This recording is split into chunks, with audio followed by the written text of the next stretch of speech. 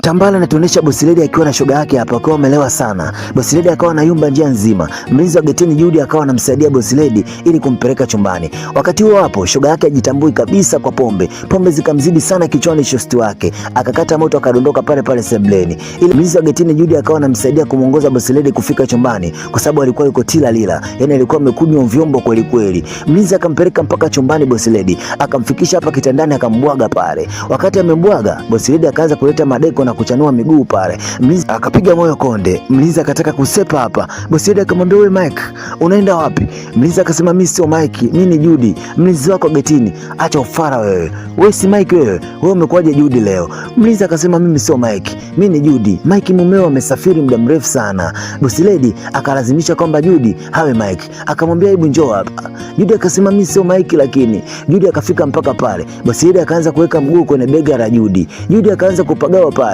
Akaanza kukiona kitumbo cha bosi Lady live. Bosi Lady akaanza kumletea madeko Judy ili amzagamue. Judy akaanza kusema, "Wewe sio Mike, yeye sio mmewe, ni mlinzi wa pale getini." Lakini bosi Lady hakutaka kuelewa. Akaanza kuleta madeko pale kwa sababu pombe zipo kichwani na jitambui kabisa. Na mlinzi naye akaona kitumbo akaanza kupagawa. Bosi Lady akaanza kumletea michejo mwenetu. Mwenetu kila akijitahidi kumkwepa bosi Lady inakuwa ngumu kinoma noma. Bosi Lady akaanza kutumia nguvu. Akamwambia, "Kama utaki nitakufuta kazi. Yaani wewe Mike leo unajifanya ni Judy. Hakati ni mume wangu kabisa. Hebu nipe bwana huo mshedede." Oya, bosi Lady akaanza kufosi mchongo kwa Mwamba. Mwamba akajitahidi sana kumkwepa bosi Lady kwa sababu yuko tungi ajitambui. Lakini ndio hivyo, bosi Lady akawa analazimisha mchongo. Mwisho wa siku Mwamba akawa na namna, akatumke mwanamke tu. Mwamba akashindwa kabisa kuzuia lipepo. Mwisho wa siku mwanetu mlinzi wa getini Mr. Judy akaichapa Madam Boss Lady. Asubuhi bosi Lady anaamka elewe kilichoendelea. Anajikuta kichwa kinauma kinoma noma. Akaangalia hivi, anajikuta yuko uchu mnyama. Pembeni yake anamkuta mlinzi wa geti. Akaanza kupiga kelele pale, "We Judy, we Judy." Judy akakurupuka hapa. Madam, vipi? Vipi kuhusu nini? Umelala na mimi hadi asubuhi kitandani. Halafu aise, umelala na mimi Judy? Judy akaanza kupagawa pale huko akimwomba msamaha bosi Lady. Akamwambia, "I'm bosi, I'm sorry, lakini wewe ndio ulisababisha haya yote." "Kivipi yani? Kwanza shoga yangu yuko wapi?" Shoga yake alikuwa sebleni amekata moto. Hadi sasa hivi bado hajaamka. Madam Boss Lady akaanza kupiga kelele pale kumuita shoga yake, John akakurupuka akaja mpaka chumbani. "Angalia kilichotokea. Imekuwaje?" Aise, huyu mlinzi wa getini kalala na mimi. Ikabidi mlinzi abanu aulizwe. Nini kiliendelea usiku ule? Mlinzi akamwambia, "Mlikuja hapa mpotungi kinoma noma. Wewe hapo shoga yake na madam ulikata moto sebleni. Mimi nikamsaidia madam mpaka chumbani. Hivyo mleta chumbani hapa." Madam akaanza kuleta michejo akiniita mimi Mike mumewe. Nikamwambia sana mimi sio mumewe. Ila madam hakutaka kuelewa kabisa. Akataka nimpe mchezo. Amenilazimisha sana. Ikabidi nimpe tu mshedede. Maana aliniambia nisipompa hata nifuta kazi. Wewe kumbe kichaa. Sasa ukuona kama madam amelewa, ungeondoka. Hii alitumia nguvu sana na ameniambia nisingempa basi angenifuta kazi. Na hata hivyo alinishawishi sana. Na mimi miamko ikanizidi. Nikaona bora niichape. Kumbe wewe mshenzi una akili. Wakaanza kumsema pale mlinzi. Ila mwisho wa siku Mwamba akashakula kitumbua kama amekula tu. Hata ukimsema ukimpiga haiwezi kubadilisha kitu. Madam Boss Lady akamind kinoma noma tukio lile. Kwa nini? Kwa sababu mlinzi aliona kabisa yeye amelewa. Kwa nini atumie madhaifu yake? Na hata kama alimlazimisha si angeondoka tu. Ila mwisho wa siku Boss Lady akamlaumu shosti wake. "Na wewe John ndio umesababisha. Nilikwambia kabisa mimi pombe siwezi kujizuia. Usingenipa mapombe mengi. Tazama tumerudi hapa hata tujielewe. What if kama tungebakwa?" Mwisho wa siku John akamwambia, "Hapa hakuna muda wa kulaumiana. Kama kitu kimetokea tu. Kama vipi tuangalie tunafanyaje? Maana situation tayari ilishatokea." I say, wakati wanaongea yote, mlinzi yupo zake huku, anatetemeka tu kwa kitu kilichotokea, anawaza kufukuzwa kazi. Madam Boss Lady akamind kinoma noma, akatoka mpaka nje. "We Judy, njoo hapa." Judy akafika pale akiwa ametetemeka. "Sasa hebu kapaki kila kitu chako ndani. Kuanzia leo mimi na wewe basi. Mkataba umeisha hapo. Huna kazi, huna adabu." Kumbe mshenzi, eh? Yaani umenikuta mimi nimelewa, unataka advantage mimi nimelewa, unanisagamua, si ndio? Judy akasema, "Hapana madam, wewe ndio ulolazimisha na ulitumia nguvu sana na ukasema kama singefanya hivyo basi ungenifuta kazi. I'm sorry madam." Madam akasema, "Hapana, inabidi uondoke."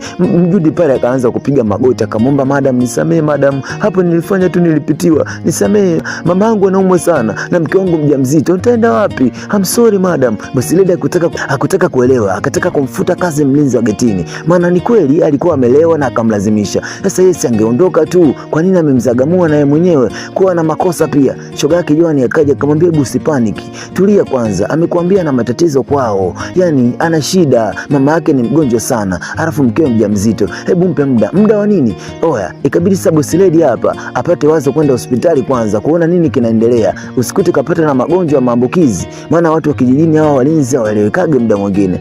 Okay, sawa. Sasa wakati ametoka hospitali, taarifa ya hospitali ndio ikazidi kumchanganya hapa.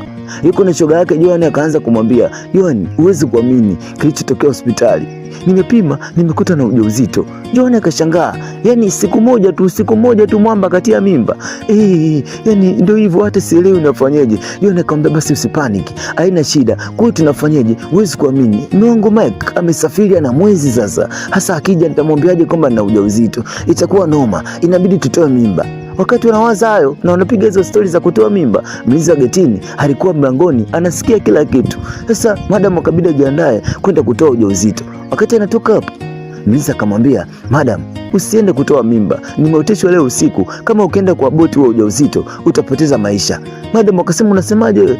Nimeoteshwa hivyo, kama ukienda kwa boti wa ujauzito utapoteza maisha. Madam kabidi arudi tena sebleni, akawa anajadiliana na shoga yake hapa. Akamwambia, mlinzi wa getini ananiambia hivyo. Shoga yake akamwambia, ni wewe unasikiliza ndoto? Hizo ni ndoto tu, ni ndoto kama ndoto nyingine. Kama vipi? Wewe nenda kwa boti tu wa ujauzito. Lakini madam akasema, ni kweli, huyo akiota kitu lazima kitokee. Aliniambia marehemu bibi yangu atakufa na amekufa kweli. Pia aliota mjomba wangu atakufa na kweli amekufa. Akiota kitu lazima kitokee. Siwezi kupuuza, siwezi kwenda kutoa ujauzito, na hofia naweza nikafa kweli.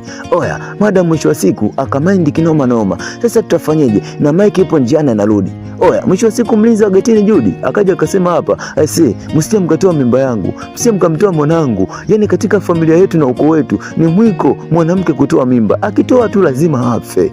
Madam akaanza kutetemeka. Sasa na mmewe yuko njiani anarudi, unafikiri atamwambiaje mmewe kwamba ana ujauzito? Yani kivipi yani? Oya, mwisho wa siku madam alichokifanya amfute kazi tu mlinzi, ili mradi asije karopoka. Maana mlinzi alisema kwamba kama akiendelea na huo msimamo na wakiutoa ule ujauzito kivyovyote vile, atamwambia Mr. Mike akirudi toka safari yake ya kikazi na kila kitu kitaharibika, bora wakose wote tu. Mwisho wa siku mlinzi wa getini kabidi afukuzwe hapa. Sasa mlinzi wakati amefukuzwa akachukua na nguo za bidada baadhi akaondoka nazo. Bidada akawa anamkimbiza hapo barabarani huko arudishe nguo zake. Mlinzi akadai kwamba anachukua hizo nguo anaenda kijijini kuzifanyia mambo fulani hivi ya uganga, ili mradi tu madam amkomoe kwa sababu anataka kutoa mimba yake. Madam akaanza kumkimbiza mlinzi hapa. Mlinzi akawa anakimbia. Kwa hiyo akawa anakimbizana barabarani. Tambala likali kinoma noma. Tambala inaitwa Getman. Hii ni sehemu ya kwanza. Tukutane kwenye sehemu ya pili. Mimi naitwa Shabi Shabani. Usisahau kulike, kushare na kusubscribe na kutumia comments. Tumia comments hapo chini, dondosha kuniambia kuangalia ile tambara ukiwa wapi.